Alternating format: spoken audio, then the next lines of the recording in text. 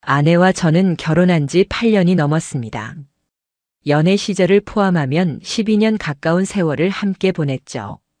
저는 택배 물류 쪽 일을 하고 있었고, 아내는 학원에서 행정직으로 일하고 있었습니다. 큰 갈등 없이 평온하게 살아왔다고 생각했습니다. 물론 서로 피곤하고 바쁜 나날이 이어지면서 예전만큼 살갑게 굴지는 않았지만 그래도 남들 보기에 꽤 괜찮은 부부였을 겁니다. 저는 그게 전부라고 믿고 있었습니다. 진짜로요. 하지만 지금 생각하면 그게 다 착각이었단 걸 인정할 수밖에 없습니다. 저는 그걸 너무 뒤늦게 깨달았습니다. 그리고 그 대가로 제 인생의 모든 믿음이 송두리째 부서지는 경험을 하게 됐습니다. 이 이야기를 꺼내는 것도 솔직히 마음이 너무 아픕니다. 너무나 생생하게 기억이 나고요. 아직도 꿈에서 그날의 장면이 떠오르면 밤중에 벌떡 일어나 이마에 식은땀이 맺힐 정도니까요. 그날은 여느 때와 다르지 않은 일요일이었습니다. 평소처럼 아내는 오전 수업이 있다고 나갔고 저는 집에서 빨래를 돌리며 정리하고 있었습니다. 침대 밑을 청소하다가 아내 차 키가 떨어져 있더라고요. 언제 또 흘렸나 싶어서 무심코 주워들었습니다. 그런데 그 순간 이상한 생각이 머리를 스쳤습니다. 사실 몇 주 전부터 아내가 차를 가지고 나갔다 올 때마다 차량 블랙박스가 꺼져 있었습니다. 처음엔 기계 문제려니 했는데 너무 자주 그러니까 이상하다는 생각이 들기 시작했죠. 저는 차 키를 들고 주차장으로 내려갔습니다. 사실 이게 뭔가 증거라도 나올 거라고 생각한 건 아니었습니다. 그냥 답답해서 그랬던 것 같습니다. 하지만 그 행동 하나가 제 인생을 완전히 뒤바꾸는 시작이 될 줄은 몰랐습니다. 아내의 차 안은 평소보다 깔끔하게 정리되어 있었습니다. 뭔가 치운 흔적이 있는 느낌이었죠. 대시보드 위엔 향수 냄새가 어지러울 정도로 강하게 퍼져 있었습니다. 저는 블랙박스 본체를 확인했습니다. 전원은 들어와 있었고 최근 영상들도 일부 저장돼 있었죠. 그런데 특정 날짜의 영상들만 통째로 비어 있었습니다. 날짜별로 보면 아내가 항상 수업 있다고 말하고 나갔던 날들이더군요. 그 순간 섬뜩한 느낌이 들었습니다. 하지만 바로 어제 촬영된 영상은 삭제되지 않은 상태였습니다. 어쩌면 최근 들어 실수로 삭제를 안 했을지도 모른다는 생각이 들었죠. 저는 곧바로 SD카드를 뽑아 집으로 올라가 노트북에 연결했습니다. 그 순간부터 저는 다시는 돌이킬 수 없는 진실을 향해 걸어가고 있었습니다. 영상은 오후 1시쯤 찍힌 거였습니다. 아내가 차를 몰고 외곽 쪽으로 빠져나가는 장면이었습니다. 그리고 어딘가 지하 주차장 같은 곳에 도착해서 주차하는 장면이 나왔죠. 저는 그때까지만 해도 그냥 친구를 만난 건가 생각했습니다. 그런데 영상이 계속 이어지고 있었고 블랙박스는 차 안의 소리도 고스란히 담고 있었습니다. 주차 후 약 2분 뒤 낯선 남자의 목소리가 들렸습니다. 너무 익숙하고 자연스럽게 조수석 문이 열리더니 남자가 차에 올라탔습니다. 영상의 얼굴은 안 보였지만 목소리는 또렷했습니다. 아내는 그 남자에게 아무렇지 않게 웃으며 말을 걸고 있었습니다. 마치 오래된 연인처럼 편하게 말이죠. 저는 그 순간 몸이 얼어붙었습니다. 심장이 미친 듯이 뛰고 손이 떨려 마우스를 제대로 클릭할 수조차 없었습니다. 더 끔찍한 건 그 후였습니다. 차 안에서 두 사람이 웃으며 대화를 나누다가 갑자기 분위기가 달라졌습니다. 남자가 아내를 부르더니 아내는 다정함이 섞인 웃음을 내뱉었습니다. 시간이 조금 지나자 숨소리가 점점 거칠어지고 말투가 달라졌습니다. 너무도 익숙한 제 아내의 목소리였습니다. 그런데 그 목소리는 사랑이 아니라 욕망에 젖어 있었고 제 아내가 낯선 남자와 몸의 대화를 하는 소리가 블랙박스 안에 고스란히 담겨 있었습니다. 저는 모니터를 멍하니 바라보며 머리를 감쌌습니다. 이게 뭐야? 이게 진짜 내 아내가 맞아? 믿고 싶지 않았습니다. 그 상황이 진짜일 리 없다고 생각했습니다. 그 어떤 드라마보다도 막장 같고 더러운 현실이 제 눈앞에 펼쳐지고 있었지만 저는 도망칠 수 없었습니다. 그 영상 안에서 아내는 제가 아는 사람이 아니었습니다. 너무도 타락한 모습으로 낯선 남자에게 몸을 맡기며 달콤하게 속삭이고 있었습니다. 당장 아내에게 전화를 걸고 싶었습니다. 당장 이 영상에 대해 따지고 싶었죠. 하지만 저는 아무것도 할 수 없었습니다. 눈앞이 캄캄해졌고 몸에 힘이 풀려 그대로 바닥에 주저앉고 말았습니다. 그날 저녁까지 저는 밥도 못 먹고 영상만 몇 번이고 돌려보며 그 소리에 귀를 틀어막고 울었습니다. 눈물이 줄줄 흘렀고 울분이 치밀어 올랐습니다. 도대체 내가 뭘 그렇게 잘못했길래 이런 일을 당해야 하나 억울하고 분했습니다. 아무도 믿을 수 없었고 세상이 무너진 기분이었습니다. 아내는 그날 저녁 평소처럼 돌아왔습니다. 아무 일도 없었던 것처럼 웃으며 문을 열고 들어왔죠. 저는 억지로 평정심을 유지하며 그녀를 바라봤습니다. 제 눈에는 그녀의 얼굴이 너무 낯설게 느껴졌습니다. 씻고 나와 거실에 앉은 그녀는 아무렇지 않게 오늘 일이 어땠는지 물었습니다. 저는 대답 대신 그저 고개를 끄덕였습니다. 속이 문드러지는 기분이었습니다. 저 사람의 입에서 지금 나오는 말들이 전부 거짓이라는 걸 알고 있으니까요. 밤새도록 저는 잠을 이룰 수 없었습니다. 이걸 어떻게 해야 할지 몰랐습니다. 당장 들이밀고 이혼을 요구해야 할지 아니면 더 증거를 모아야 할지 고민이 많았습니다.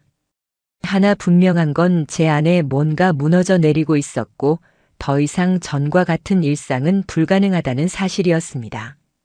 다음 날 아침 저는 평소처럼 출근 준비를 했습니다. 아내는 아무렇지 않게 식사를 준비했고 저는 아무 말 없이 먹었습니다. 그런데 그 밥맛이 그렇게 쓰디쓰고 역겹게 느껴질 줄은 몰랐습니다. 눈앞에 있는 여자가 전날 다른 남자와 차 안에서 사랑을 나눈 여자라는 사실이 머릿속을 계속 맴돌았습니다. 그녀가 사용하는 그릇 하나하나 냄비에 묻은 기름 자국까지 모두 더럽고 혐오스럽게 느껴졌습니다. 그날부터 저는 아내의 모든 행동을 감시하기 시작했습니다. 스케줄도 체크했고 전화 통화 시간도 조심스럽게 기록했습니다. 그런데 이상한 점은 생각보다도 많았습니다. 우선 그녀의 휴대폰은 언제부터인가 비밀번호가 바뀌어 있었습니다. 예전엔 저와 공유하던 패턴이었는데 며칠 전부터 갑자기 바뀌었더라고요. 처음엔 대수롭지 않게 넘겼던 일이었지만 이제는 뼈저리게 수상하게 느껴졌습니다. 그리고 그녀는 최근 몇 달 사이에 갑자기 옷 스타일이 확 바뀌었습니다. 평소엔 트레이닝이나 편안한 블라우스를 주로 입던 아내였는데 요즘은 몸에 딱 붙는 원피스에 하이힐까지 신더군요. 속옷도 고급스러운 브랜드로 바뀌어 있었습니다. 제가 선물한 적 없는 디자인과 색감이었죠. 특히 붉은색과 검정색이 많아졌습니다. 그런 류는 제가 싫어한다는 걸 알면서도 그녀는 신경 쓰지 않는 듯 했죠. 제가 일을 마치고 집에 돌아오면 아내는 늘 씻고 난 상태였습니다. 마치 뭔가를 감추려는 듯 향수를 진하게 뿌리고 립밤까지 새로 바르고 있었죠. 이전과는 다른 그녀의 습관들이 하나하나 눈에 띄기 시작했고 제 머릿속은 점점 뒤틀려갔습니다. 머릿속에서 그녀와 그 남자와의 대화가 떠오르기 시작하면 저는 미쳐버릴 것 같았습니다. 그러던 어느 날, 저는 다시 아내의 블랙박스를 확인했습니다. 이번엔 아예 SD카드를 통째로 복사해두고 모조리 복구 프로그램을 돌렸습니다. 삭제된 파일들이 줄줄이 복구되었고 그 안에는 끔찍한 진실이 또 있었습니다. 지하 주차장뿐 아니라 모텔 근처로 보이는 공간에서 찍힌 영상도 있었고 두 사람이 차를 타고 들어가는 장면도 있었습니다. 심지어 특정 날에는 같은 차량에 두 명이 동시에 타고 나갔다가 4시간 후에 다시 돌아오는 장면이 반복되었습니다. 그리고 결정적인 건 아내가 혼잣말처럼 남자와 통화하면서 오빠 오늘 진짜 미쳤었어. 차 안에서 나 처음이야라고 말하는 장면이었습니다. 저는 그 영상을 보며 이를 악물었습니다. 주먹을 쥔 채로 무릎을 쳐서 책상이 흔들렸고 화면에 커피가 쏟아졌지만 멈추지 않았습니다. 이건 단순한 외도가 아니라 뻔뻔한 기만이고 배신이었습니다. 저는 그날 밤 단 하나의 결심을 했습니다. 무조건 복수하겠다고. 그냥 넘어갈 수는 없다고. 그리고 단순히 이혼으로 끝낼 수는 없다고요. 이 여자가 나를 우습게 봤고 내가 영영 모르고 살 줄 알았겠지만 이제부터는 내가 가만히 있지 않을 거라고 스스로 다짐했습니다. 그 복수는 아주 철저하고 은밀하게 시작됐습니다. 저는 지인을 통해 사설 흥신소에 의뢰를 넣었습니다. 아내의 동선과 만나는 남자의 신원을 조사해달라고 했죠. 비용은 들었지만 감정에 비하면 아무것도 아니었습니다. 그 며칠이 얼마나 지옥 같았는지 말로 표현이 안 됩니다. 제 아내가 또다시 그 남자를 만나러 나간 날 저는 베란다에서 한숨을 쉬며 밤하늘을 바라봤습니다. 그저 그 남자를 나락으로 가게 하고 싶다는 충동만 가득했죠. 조사 결과는 생각보다 빨리 도착했습니다. 남자의 이름은 강진욱, 37세. 피트니스 센터의 개인 트레이너였습니다. 아내는 몇 달 전부터 그 헬스장에 등록했다며 다닌다고 했었는데 거기서 그 남자를 만난 것이었죠. 문제는 그 남자가 유부남이라는 사실이었습니다. 저보다 2살 많았고 심지어 아이도 하나 있는 사람이었습니다. 저는 분노가 치밀어 올랐습니다. 기가 막혔습니다. 남의 아내와 몸을 섞는 것도 역겨운데 지 자신의 가족이 있으면서 우리 가정을 짓밟았다는 사실이 도저히 용서가 안 됐습니다. 아내도 마찬가지였습니다. 도대체 어떤 배짱으로 유부남과 불륜을 저질렀는지. 제가 한때 사랑했고 함께 인생을 나눈 여자가 이렇게 타락한 모습으로 무너졌다는 게 믿기지 않았습니다. 저는 일부러 아무것도 모르는 척했습니다. 일부러 그날 이후 더 친절하게 굴었고 심지어 아내가 좋아하는 케이크까지 사서 집에 들어갔습니다. 그녀는 당황한 눈빛으로 저를 쳐다봤습니다. 아마도 뭔가 들킨 건 아닌가 싶었겠죠. 저는 일부러 손을 잡고 식탁에 앉아 평소와 다름없는 미소를 지었습니다. 그 웃음이 얼마나 무서운지 그녀는 아마 몰랐을 겁니다. 그녀가 씻으러 들어간 사이 저는 그녀의 가방을 뒤졌습니다. 그 안에는 향수 2개와 낯선 남자 이름으로 된 명함이 들어 있었습니다. 저는 그걸 사진으로 찍어두고 다시 제자리에 넣었습니다. 그리고 서랍 속 다이어리를 펼쳤는데 거기에는 날짜와 시간이 적힌 메모들이 있었습니다. 예를 들어 4시, 진욱, 이 호텔 이런 식이었죠. 저는 그것들을 몽땅 사진으로 찍고 다시 덮었습니다. 그리고 머릿속으로 복수 시나리오를 하나하나 짜기 시작했습니다. 더 이상 이 여자에게 감정도 연민도 없었습니다. 오직 증오와 경멸뿐이었습니다. 그리고 그 감정은 나날이 자라났고 저는 마침내 행동으로 옮길 준비를 하게 됐습니다. 저는 움직이기 시작했습니다. 더 이상 기다릴 수 없었고 더 이상 지켜만 볼 수 없었습니다. 제 손으로 이 진창 같은 현실을 끝내야만 했습니다. 그리고 그 끝은 반드시 고통이어야 했습니다. 상대가 느끼는 고통이 아니라 제가 느끼는 고통을 그대로 되돌려주는 거였죠. 그날 이후 저는 본격적으로 아내의 불륜을 녹화하기 시작했습니다. 블랙박스뿐 아니라 제 손에 든 작은 캠코더까지 동원했습니다. 저는 몰래 아내의 차 안에 초소형 녹음기를 설치했고 지갑 안에 위치 추적기를 넣었습니다.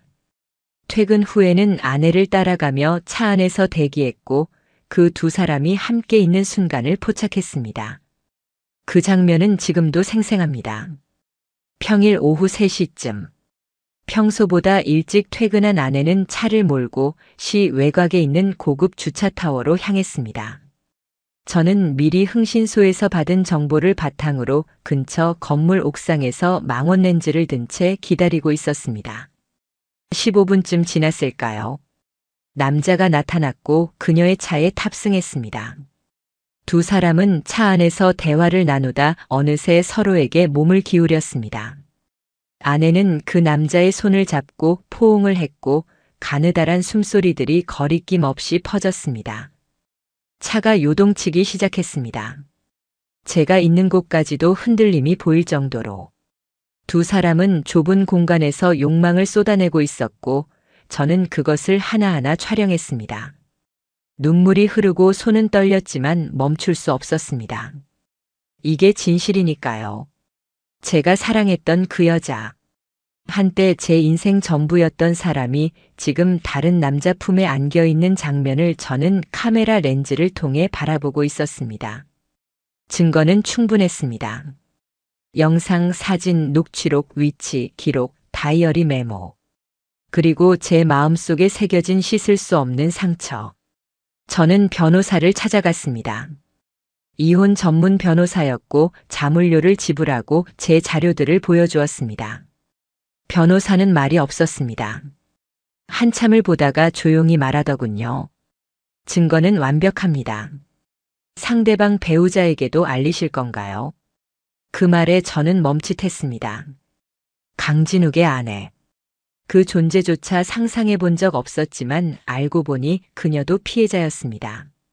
저와 같은 처지의 또 다른 인생이 거기 있었던 겁니다. 저는 고민하지 않았습니다. 그 여자에게도 이 진실을 알려야 한다고 생각했습니다. 우리가 당한 고통을 공유하고 서로 증언을 도울 수 있으니까요. 며칠 후, 저는 강진욱의 집 근처에서 그 아내를 기다렸습니다. 출근 시간 즈음 그 여자가 집에서 나왔고 저는 조심스럽게 다가가 말했습니다. 강진욱 씨 부인이신가요? 잠시 말씀드릴 게 있습니다. 그녀는 처음엔 경계하는 눈빛을 보였지만 제가 사진을 꺼내자 얼굴이 하얗게 질렸습니다. 그 자리에서 무릎이 풀린 듯 주저앉았고 저는 그녀를 부축해 근처 카페로 데려갔습니다. 우리는 서로 아무 말 없이 눈물을 흘렸습니다. 말이 필요 없었습니다. 증거가 모든 걸 말해주고 있었으니까요. 그녀는 벌벌 떨면서 말했습니다. 애가 아직 너무 어린데.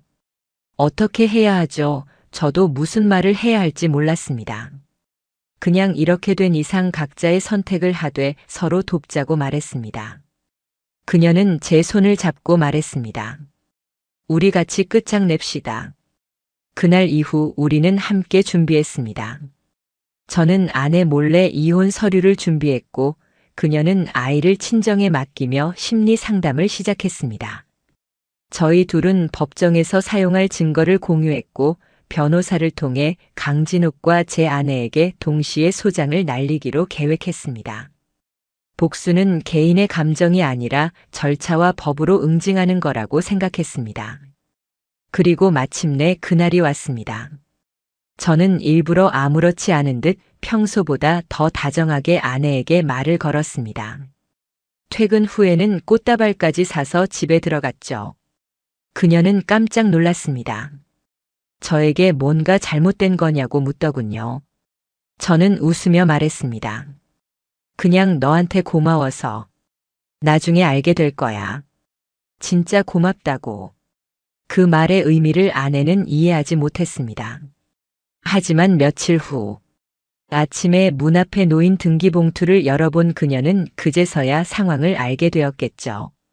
아내의 얼굴은 창백해졌고 저를 붙잡고 묻기 시작했습니다. 이게 뭐야? 무슨 짓이야? 당신 왜 이래? 저는 말없이 그녀의 손을 뿌리쳤습니다. 내가 뭘 했는지는 내가 제일 잘 알잖아.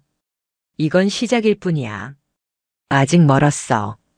아내는 바닥에 주저앉아 흐느끼기 시작했습니다. 저는 거실에 걸려있던 결혼 사진을 내려 벽에 세워뒀습니다. 그 사진 속의 두 사람은 더 이상 존재하지 않았습니다. 그것은 위선이었고 환상이었고 결국 악몽이었습니다. 저는 그녀가 울든 말든 짐을 챙기기 시작했습니다. 그녀가 저지른 죄의 무게를 알게 될 때까지는 시간이 좀 걸릴 거라고 생각했습니다. 하지만 어차피 끝났습니다. 이제 이 연극은 내려올 시간이었습니다. 그날 이후 아내는 사람이 달라졌습니다. 매일같이 울었고 제 눈치를 살폈습니다. 평소 같았으면 불쌍하다고 느꼈을지도 모릅니다. 하지만 이미 감정이 다 사라진 상태였고 그저 그녀의 눈물은 가짜 같았습니다. 제가 봐버린 그 영상. 차 안에서 낯선 남자에게 사랑한다고 속삭이던 그녀의 얼굴이 제 머릿속에 각인돼 있었습니다. 그 영상 하나로 그녀의 모든 눈물과 사과는 값어치가 없어졌습니다. 소송은 동시에 진행됐습니다. 저는 이혼 소송과 함께 강진욱을 상대로 상간남 소송을 제기했습니다. 그의 아내 역시 함께 소송에 참여했죠.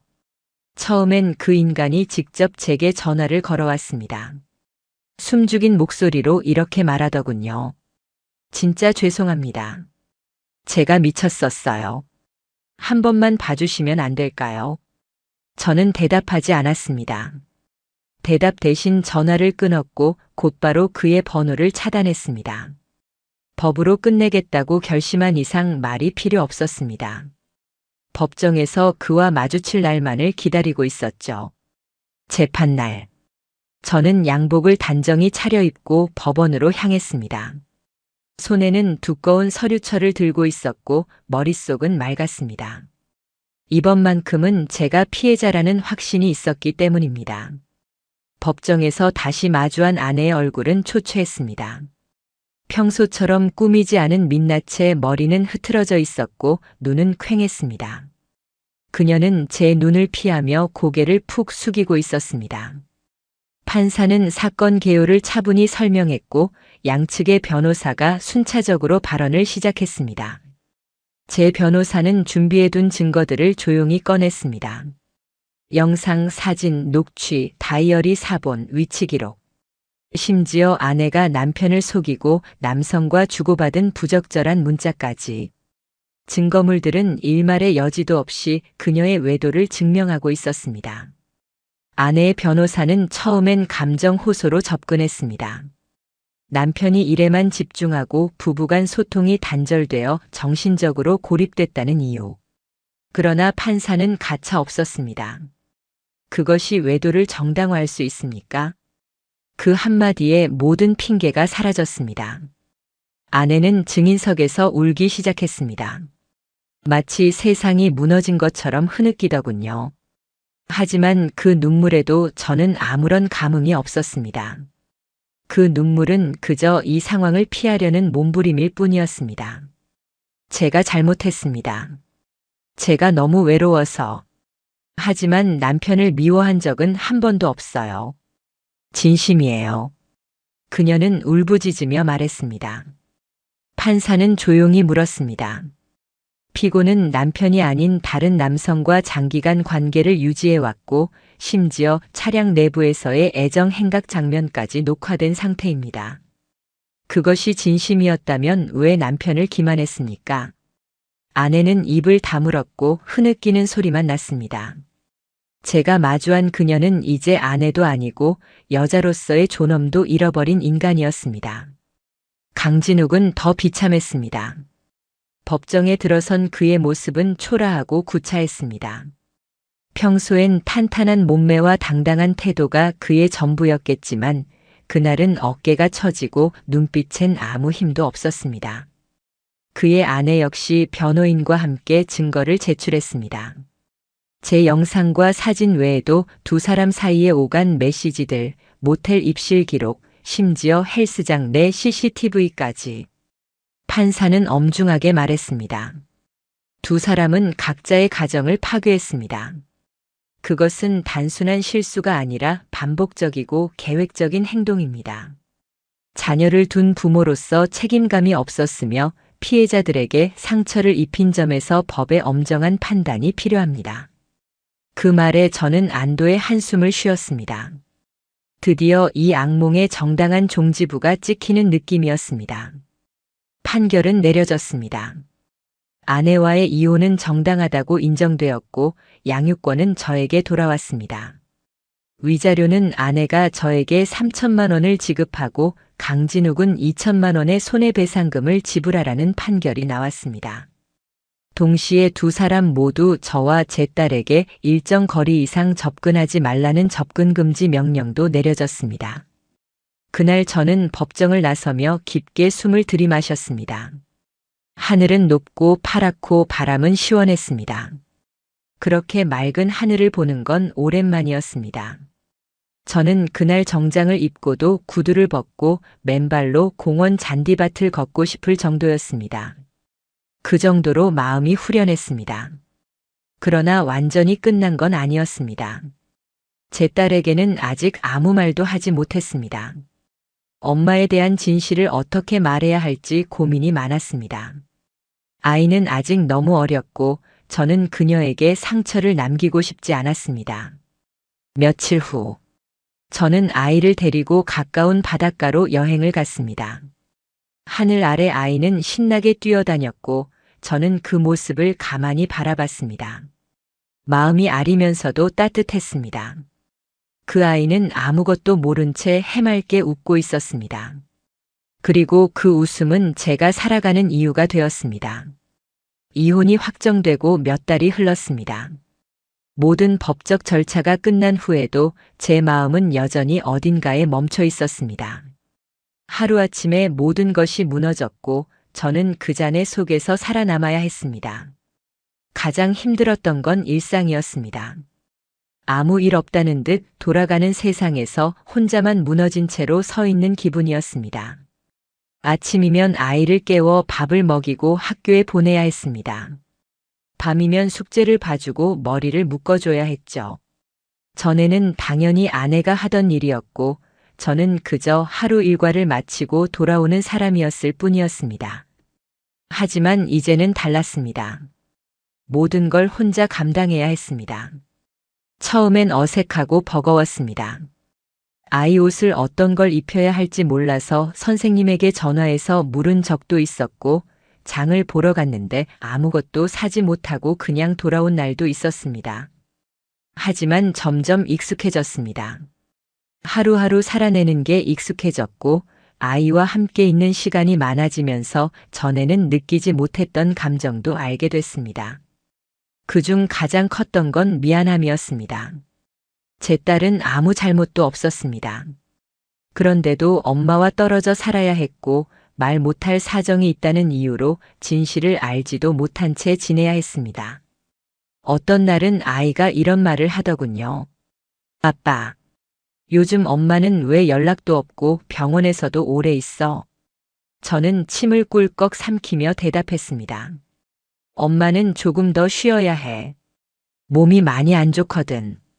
근데 아빠가 있으니까 걱정 안 해도 돼. 그 말을 하면서도 속으로 피가 거꾸로 솟는 기분이었습니다. 모든 걸 숨겨야 했고 거짓말을 해야 했습니다. 그것도 내 아이에게. 하지만 그게 제가 선택한 길이었습니다. 진실을 말해봤자 아이에게 도움이 되지 않는다는 걸 저는 누구보다 잘 알고 있었으니까요. 어느 날 밤, 아이가 잠든 뒤 저는 휴대폰을 꺼내 블랙박스에 담긴 영상을 다시 꺼냈습니다. 수십 번 지우려 했지만 아직 남겨뒀던 그 파일. 저는 그 영상을 보며 몇 번이고 되새겼습니다. 모든 게 시작된 그 장면. 지하 주차장에서 아내와 그 남자가 만났던 순간. 아내의 목소리, 남자의 웃음소리, 그리고 차 안을 울리는 그 숨소리들. 저는 그걸 들으며 다시 눈물을 흘렸습니다. 슬퍼서가 아니었습니다. 화나서도 아니었습니다. 그냥 그때의 저 자신이 너무 불쌍해서 아무것도 모른 채 사랑이라는 이름으로 속고 살았던 그 시간들이 너무 초라하게 느껴져서 저는 그 파일을 보며 마지막으로 말했습니다. 이제는 끝이다. 더는 너한테 휘둘리지 않는다. 절대 다시는. 그리고 그 자리에서 파일을 완전히 삭제했습니다. 복구할 수 없도록 포맷까지 하고 컴퓨터를 닫았습니다. 그 순간 제 마음 어딘가에서 굳게 닫혀있던 문이 아주 조금 열리는 느낌이 들었습니다. 시간은 계속 흘렀습니다. 저는 회사를 옮겼고 이사도 했습니다. 예전 동네에선 마주칠까봐 불안해서라도 벗어나고 싶었습니다. 새로 이사한 동네는 조용했고 좋은 학군이 있었고 무엇보다 낯선 공간이 제 마음을 조금은 달래주는 것 같았습니다. 아이도 이제 제법 컸습니다. 초등학교 2학년이 되었고 친구도 많이 생겼습니다. 주말이면 같이 공원에 가서 자전거를 타거나 놀이터에서 놀았습니다. 저는 잔디밭에 앉아 아이가 웃으며 뛰노는 모습을 바라봤습니다. 그 웃음소리 하나하나가 제게는 세상에서 가장 소중한 위로였습니다. 아이의 생일이 다가오던 어느 날, 아이가 이런 말을 했습니다. 아빠, 이번 생일에 엄마도 오면 안 돼? 저는 그 말을 듣고 한참을 아무 말도 하지 못했습니다. 목이 메었고 가슴이 조여왔습니다. 저는 조용히 대답했습니다. 엄마는 아직 멀리 있어. 다음에는 꼭 불러보자. 알겠지? 아이의 눈빛엔 실망이 있었지만 고개를 끄덕였습니다. 저는 그 작고 여린 존재가 너무나 사랑스러웠고 그래서 더더욱 아내에 대한 분노가 가시지 않았습니다. 어떻게 이런 아이를 두고 그런 짓을 할 수 있었는지, 어떻게 그런 인간이 엄마라는 이름을 가질 수 있는지 도무지 이해할 수 없었습니다. 가끔씩 아내가 연락을 해왔습니다. 반성문 같은 메시지를 보내고 딸을 보고 싶다고 울며 매달리는 음성 메시지를 남기기도 했습니다. 하지만 저는 단 한 번도 응답하지 않았습니다. 감정이 없어서가 아니라 제 딸을 지키기 위해서였습니다. 저는 결심했습니다. 이 아이만큼은 어떤 더러운 세상에도 물들지 않게 하겠다고, 상처받지 않게 하겠다고. 그날 밤, 저는 아이가 잠든 방에 들어가 이불을 정리해주고 이마에 조용히 입을 맞췄습니다. 그 작은 숨소리를 들으며 저는 속으로 되뇌었습니다.